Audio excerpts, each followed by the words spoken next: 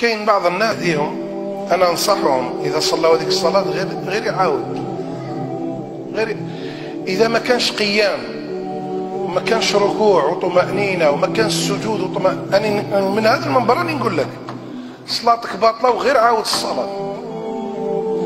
شنو نلعبوا حنا هنا؟ انا نقصروا حنا هنا، انا نقرديو حنا نحكيو هنا. عودي الى كتب الفقه عند العلماء وتشوف قال من اركانها الطمأنينة والسكينة فيها. ما تقدرش حتى تمهل وانت راكع. وش بيك؟ وش بيك؟ وسر لك. ما تقدرش تقول سبحان ربي العظيم، سبحان ربي العظيم، سبحان ربي العظيم. ها بتوأدة وطمأنينة وراك تسلم، غير ما تخافش راك تسلم وتروح لبرا. ما مش راح يربطوك هنا يديروك السناسل، راك تخرج. وفي سجودها سبحان الله. وش بيك؟ بالذي دهاك ما خطبك؟ سبحان ربي الأعلى. اسكت. سبحان ربي الأعلى. سبحان، تعرف ايش راح تقول؟ تقول سبحان ربي، راك تسبح الأعلى عز وجل. وبعد التسبيح في السجود، بعد التسبيح ابدي لك وقت قل اللهم اغفر لي وارحمني وعافني واعف عني. تبخل نفسك. احنا ما عندناش هذه تحية الله زكية الله بالصلاة والسلام على المرسلين، ما عندناش هذه، ما عندناش.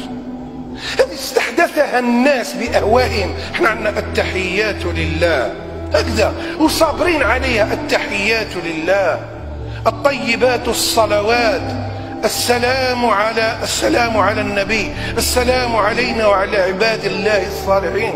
أشهد أن لا إله إلا الله، أنا أشهد أن لا إله إلا الله وأشهد أن محمدا عبده ورسوله. بالراحة. أنا تعجبت كيفاش هذا مصلي ربي يتوعد بعذاب في جهنم، هو يصلي وله الويل. العلماء قالوا واد في جهنم، يمشي في جهنم اسمه الويل. قال فويل، كيفاش هذا يصلي وعنده الويل؟ لماذا؟ قال فويل للمصلين. الله أكبر، يصلي وله الويل. معناه فويل للمصلين الذين هم عن صلاتهم ساهون. أصحاب العربية ومنكم نتعلم. قال الله تعالى فويل للمصلين الذين هم عن صلاتهم، ولم يقل في صلاتهم. لو كان قال في صلاتهم يا والله غير راح الداعي ولا ما داعي راح ناكل فيه، ولكن قال عن صلاتهم. وانت تنوض تصلي وقت ما تحب، وداير لك دين وحدك، عندك شريعة وحدك،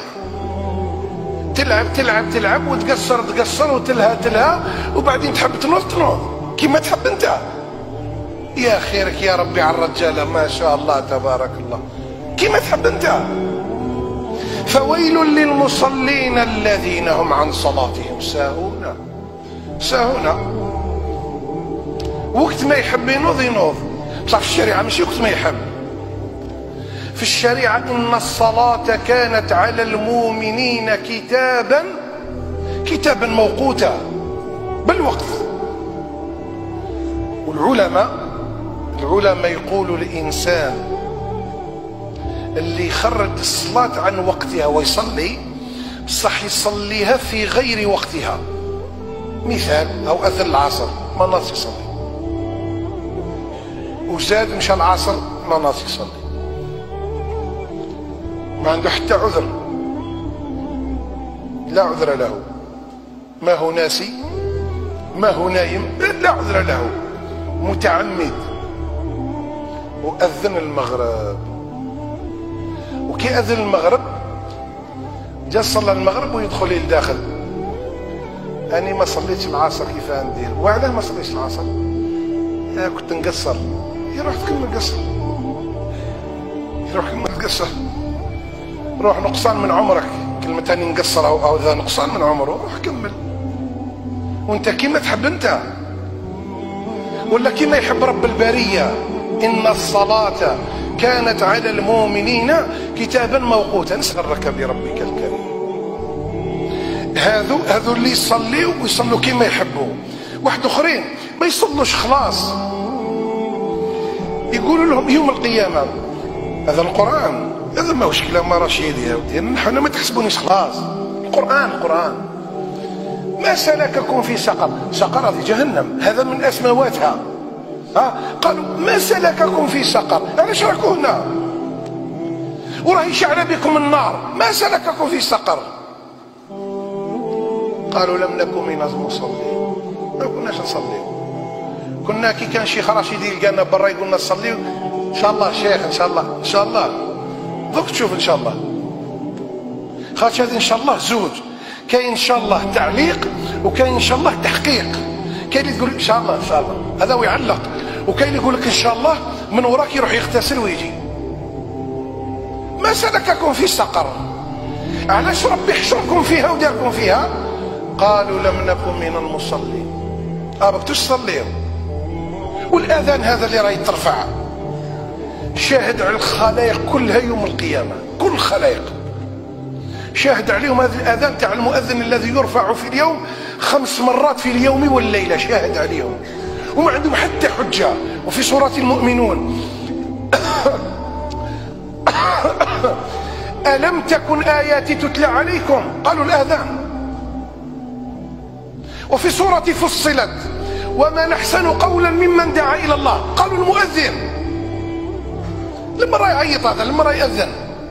وعلى بنينا الجامع ودرنا السمعة ودرنا مكبرات الصوت. لمن احنا نهضروا مع الجماد. وزيد انت من المسلمين، كيف لا تصلي؟ كيف لا؟ انت مسلم، كيف لا تصلي؟ وحنا في الفقه نتاعنا تارك الصلاة كي يجوا الى اهل الفضل هم العلماء والساده والمشايخ وكذا، يقولوا فلان مات ويعرفوا بلي ما يصليش، يقول لهم روحوا صلوا عليه انتم. يقولوا في الفقه قرينا عند المشايخ يقول لك ولا يصلي عليه اهل الفضل. شوف صاحبه يصلي عليه ولا كاش واحد يصلي عليه، علاه؟ هالناس انت بيقولوا هذاك ما صلوش عليه المشايخ نتاع البلاد الفلانيه ما صلوش، لماذا؟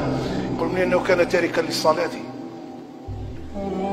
ولا يصلي عليه اهل الفضل. كل كبيره كل أي سماء تقلك أي سماء تظلك وأي أرض تقلك يا تارك الصلاة. منين تبدأ وين تكمل؟ وقد جاءنا في الخبر عن سيدنا رسول الله صلى الله عليه وآله وسلم أن أول ما يحاسب عليه المرء العبد من الأعمال يوم القيامة الصلاة.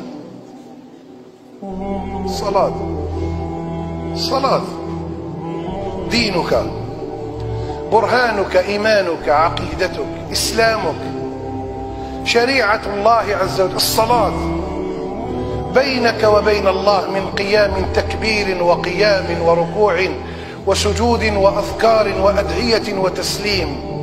الصلاة من حافظ عليها كان له عهد عند الله أنه يدخله الجنة، ومن لا يحافظ عليها ما عنده حتى وعد عند ربي أبدا.